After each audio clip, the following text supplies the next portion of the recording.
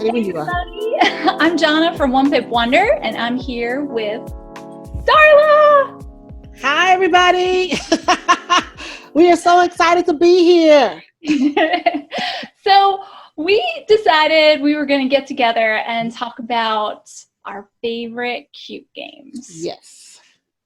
Because I love cute games. And so do I. I know. As you guys know. In common. Every time I'm on the channel saying, I want it to be cute. I like cute. I like cute.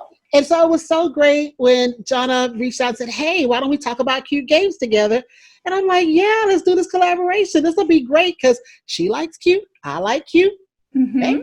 Yeah. And for me, I resonated with you right away when you said, oh, I like it because it's cute. And for most people, it's not a big deal. But for me, if components are done with love and extra attention, and I like that a lot. So, me too. Yeah, I thought it would be fun to see what your favorites are. Yeah. So what we're going to do today is, just give a top 5. You've got a top 5. Mm-hmm. I have a top 5.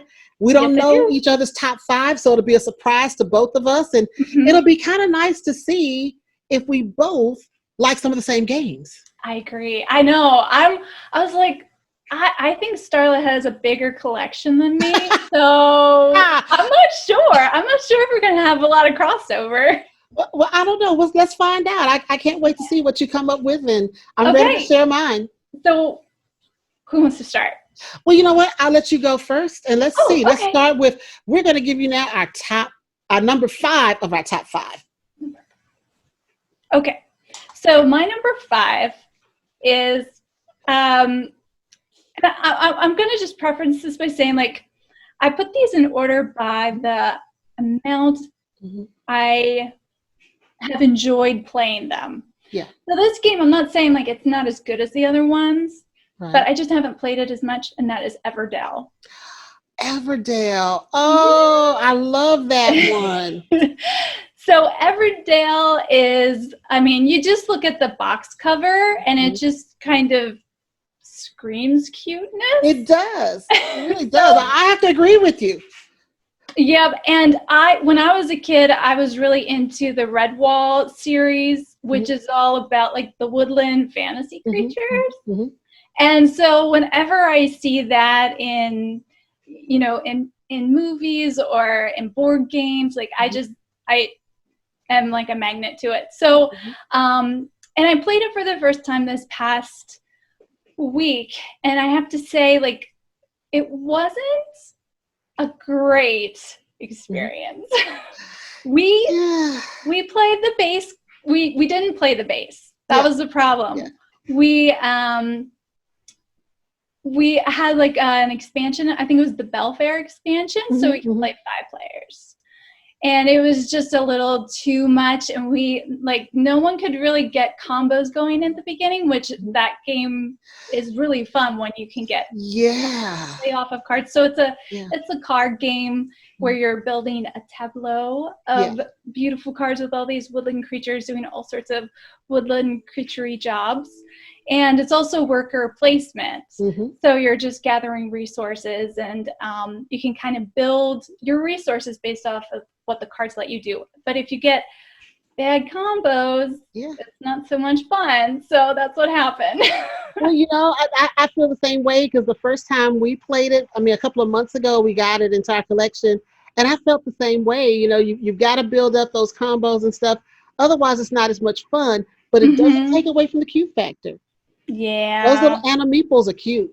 They are adorable. So I am going, I want to play the base game because of the cuteness factor. I'm I have to see if it, is good. I want to give it another chance, because I really was delighted by all the little wooden components, and the artwork is gorgeous. So, yeah, Everdell was my number 5. Everdell is a good one. That one didn't make my list. It did not. Cute level must be pretty high. Well, actually, I really went simplistic for my number 5. My number 5 is Cat Lady. And Cat Lady is a card game by AEG. It's 2 to 4 players. And I like the artwork. you know, some people say, oh, the little cats are kind of simplistic, but I think they're so cute. I love the way they were drawn. I love the whole concept of the game. You know, you got little cat toys and you got cat costumes and the food. So I just thought it was a really cute game with cats. And I'm not a big cat person. I really like dogs more than cats, but I think cats are interesting and they can be, you know, really cute little creatures when they do things. So to have them in cards, I just thought it was great. And when we first, you know, played Cat Lady, we were actually at a little small gaming event. And when we saw it, we played it, I fell in love. And that's usually what happens with me. If I see a game I like and I love it, then I want to get it. So I had to get it immediately because I loved it. And I think it's great. It's an easy game to play. I don't think anyone would not like Cat Lady. You'd have to really hate cats to not like Cat Lady because it's a cute game. But yeah, AEG did a great job with this game and I like it. It's great. That's my number 5. Cool. Yeah, I haven't played it yet. And I have to say, I'm not a cat person either, but it does look cute. It is cute. Look cute from the cover. So you're convincing me too because I also like AEG. Well, I think it's the only way I'm going to get cats in my house is to play the card game because, again, I like cats for other people, but I like dogs. I'm a dog lover. Yeah, me too. They're a little simpler. So moving on to number 4.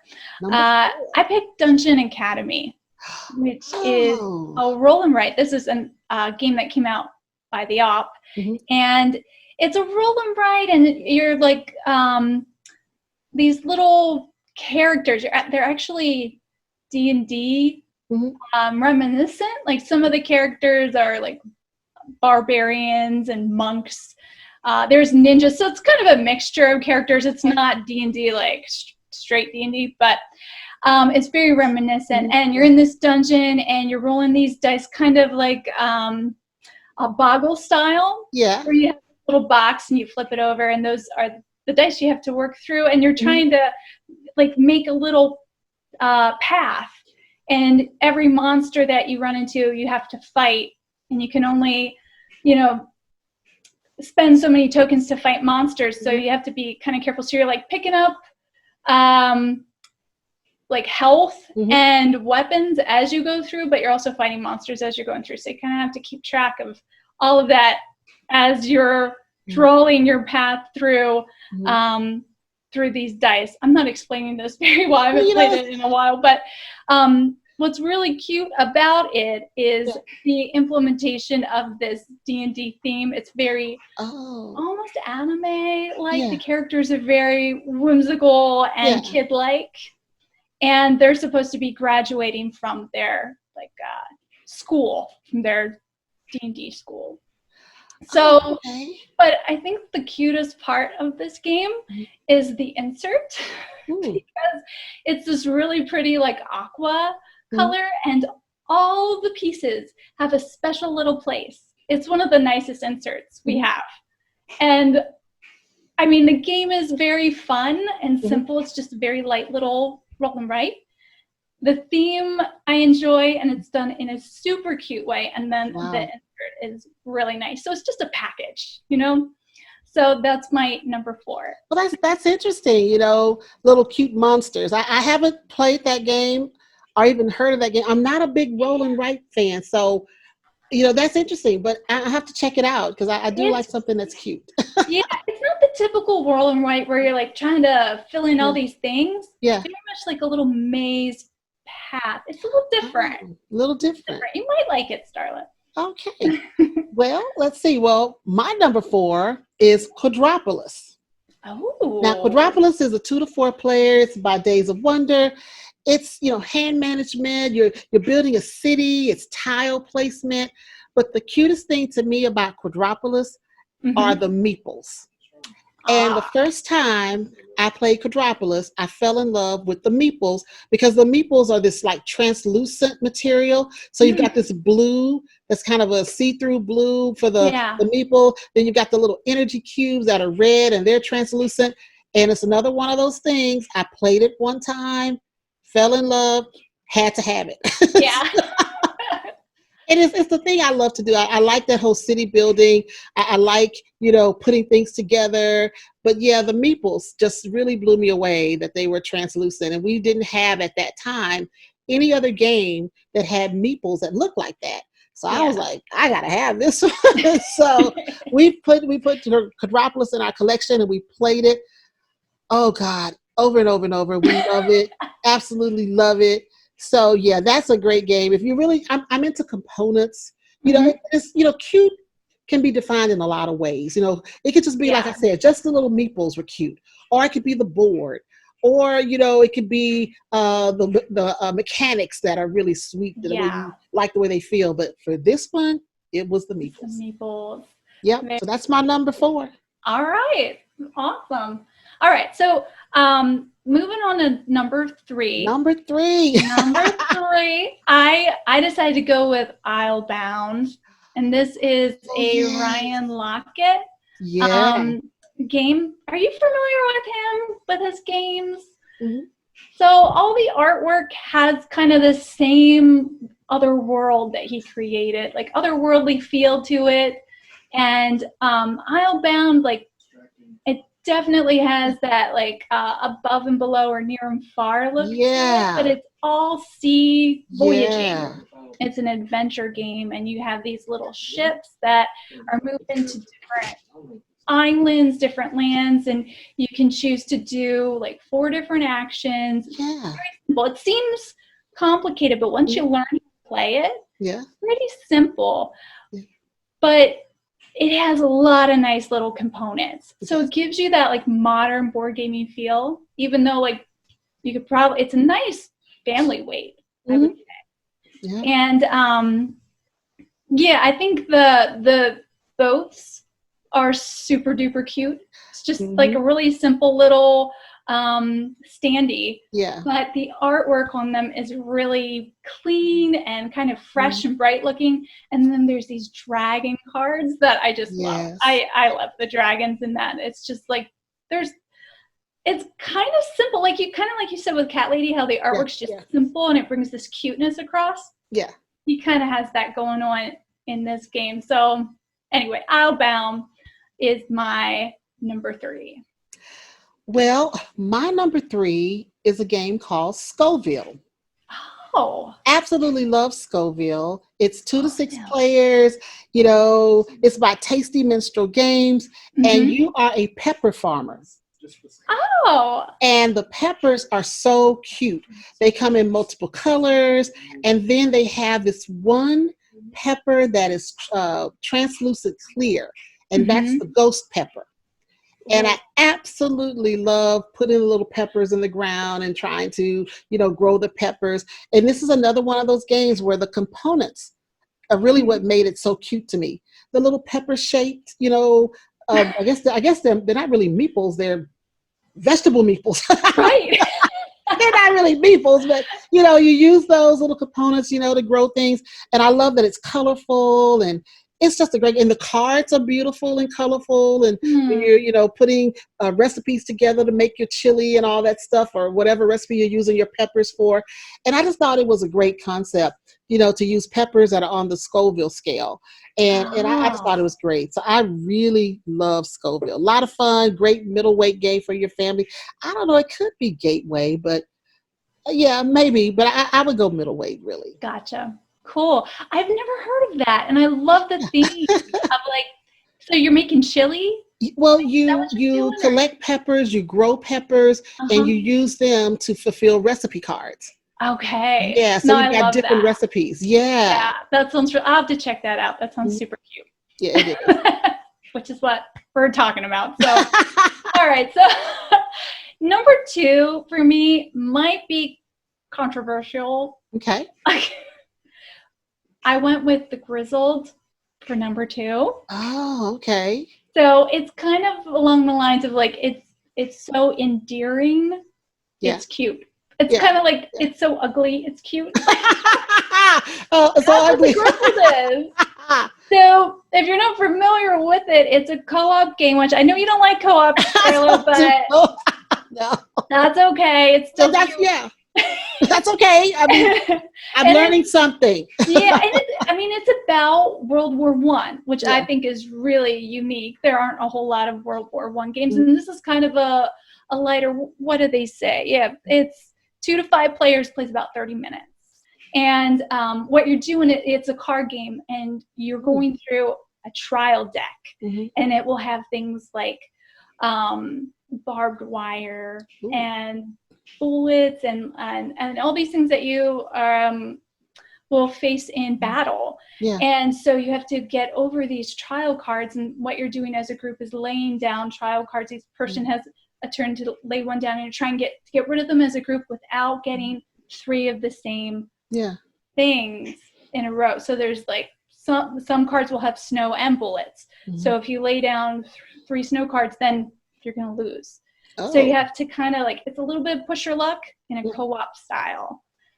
But what's really endearing about it is there's all these things that you're doing for the people you're playing with to support them, to kind of save them, to help them get over their phobias. So in this game, it's a war game, but you're addressing the mental and emotional toll it takes on soldiers, which I love. I think that's such a sweet theme, and I think it's really important. I don't know. I just think it's kind of a really cool aspect of a war game. But what they do is you hand someone a little coffee token. It's like a little cup of coffee to support them, to show support. Or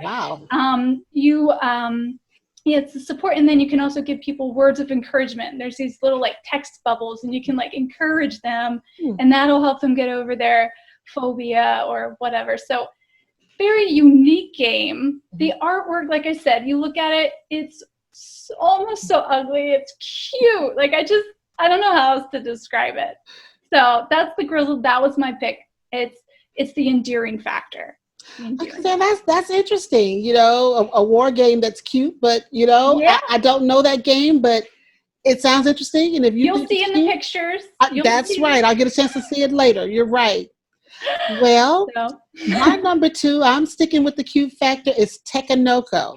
Oh, that's super cute. Now, Tekanoko is 2 to 4 players. It's by Bumbix. It's dice rolling, set collection, tile placement. But the cutest part is the panda. And so you love having this little panda come around to your different tiles. But what you don't love is when he tries to eat your bamboo. And so the bamboo is cute as well. So you get a chance to build your bamboo by putting different stalks on top of each other, and they can go to 3 levels or 4 levels. But then the little panda comes over and he eats your bamboo. That you don't like. But it's so cute. The tiles, I can't say that the tiles are beautiful, but they're colorful. And I just love the panda, and also the gardener. They've got a little guy. He's not a meeple. It's actually an action figure, really. He's a gardener, fully painted and everything, and he gardens the bamboo and everything, but the panda wants to eat the bamboo. And I just think it is so cute. I totally forgot about Tekanoko. Like, I played that a while ago. Someone brought it to our game group. And those components are super cute. That panda They are, and it's a great. I think it's a great gateway game because it's just really tile placement. It's not a difficult game to learn. There's some cards and some dice rolling, but mostly tile placement, and it's a really solid game. I love it. But again, I would have bought it just for the panda. So when my husband got the game, the panda was great. But the game is great, but just having the panda alone, that was great. So that is my number 2. I love it. All right. So number 1. I didn't know what to put here. I could have put a couple different ones from this company, but I went with Rhino Hero. And this is a Haba game. It's a kid's game, but it's really not. I've been taking it everywhere and trying to get everyone to play it with me. It's a dexterity game, and it's a simple concept. They basically took the idea of building a house of cards and they turned it into a competitive little game. And so you have everyone's dealt these roof cards, and you're trying to get rid of those. Whoever gets rid of those first will be the winner. And every time it's your turn, you have to add the vertical cards, Okay. and then you can put your roof card on top. Wait, no, you put your roof card on top and then build the vertical wall cards, and then it'll be the next person. Okay. And there's different like cards. They'll switch turn order, make someone draw extra cards, or the best is the Rhino Hero card. When you play that card, there's a little tiny rhino meeple. It's this little blue like superhero rhino. Yeah. You have to move onto different floors of your card house, and it's very tricky because you have to remove it from where it is and carefully place it wherever you're building. In this game, it's very anxiety inducing, but it's super cute. It like weighs itself out. It's just great. It's so much fun. And I think the cutest part is that the wall cards have little windows where there'll be a little cat coming out or some dinner inside. Like, it's very illustrated. Yeah. So it's super cute. So anyway, I got too much into the mechanics there, but the cute card is just that like each card makes you feel like you're building a little apartment. Yeah. So yeah, Rhino Hero, #1. Well, you know what? That's a good one. That's another one I've never heard of. This is so cool that we're able to do these lists because we got stuff that I didn't know about, and hopefully I've got some things you don't know about, and we learn some new stuff. Yeah. I'm really happy with how these lists turned out. Well, you know, my #1, which I've said it before on another video, I love this game, love this game, love this game. And I love it simply because the artwork is so cute. And that is Happy Pigs. Oh! Happy Pigs, I fell in love with it because who wouldn't love a square pink pig? I mean, it's square. And it's got little buggy eyes on it. I mean, who couldn't love that? And so the first time I saw it, we were at a friend's house and we played the game there, and I told my husband I gotta have it. It's so cute. I mean, the little pigs are so cute. They're square. You get to grow the baby pigs into medium-sized pigs, and then you go into the big pigs and you get to vaccinate them and stuff. Because, I mean, the game really teaches you about pig farming, you know, because you have to vaccinate. You got to do, you got cards you're using because you're going through seasons. And I just love it. Now, I love the way the game plays, but again, I just wanted it because I like the pigs. They're square, they're pink. Yeah. And they've got the little buggy eyes. So Happy Pigs to me is one of the cutest games ever. And it'll probably always be my #1 as far as cute goes. I don't know. The components are just basic components. I mean, they're nice components and they're solid. They're no, you know, wooden pigs or anything. But the artwork is just adorable. And I just fell in love with it. So that is my #1 cute game, Happy Pigs. Awesome. I've heard you talk about the Happy Pigs. Yeah. I'll have to check that ILO out Games too. did a great job with that one. I don't know who did the artwork, but it was great. Yeah. Well, we did it. This was it. We didn't have crossovers or anything. No. We brought new things to the table, so I love it. So I know the people on our channels are gonna learn a lot because you know, when this video goes on your channel, they'll hear about my list, and when it goes on my channel, they'll hear about your list. And I think that's great. I really love the fact that you came with this idea to do a collaboration because, you know, we need to do that. It's great because we're all working towards the same goal. We want to bring more people into the hobby. We want to see people having fun with board games. So I think it's great when content creators collaborate. So thank you for reaching out so that we could do this. Open. Yeah. I love it. It's been a lot of fun. And I just hope that the viewers love it as much as I love it right now. Yeah. No, I just wanted to say, like, I appreciate you so much for just your openness and like, thank you. You and Mick have such an awesome channel. I love that you guys are just focusing on family weight games. It's just so refreshing. So I just wanted to, like, anyone who's watching, if you're from my channel and Starla's new to you, you have to go check out their channel because they just have great content and they're just a lovely couple. So that is I did on that. Yeah. I did on that. For if you're watching on my channel and you haven't seen One Pip Wonder, go check her out. She has some funny content, so go check it out. I think you'll enjoy it. But you know, let's tell everybody where they can find us.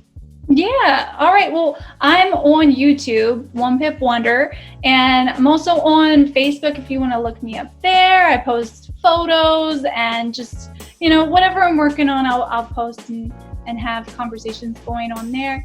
I'm also on Twitter, so you can, look up One Pip Wonder on Twitter, and then if you, I think that's it.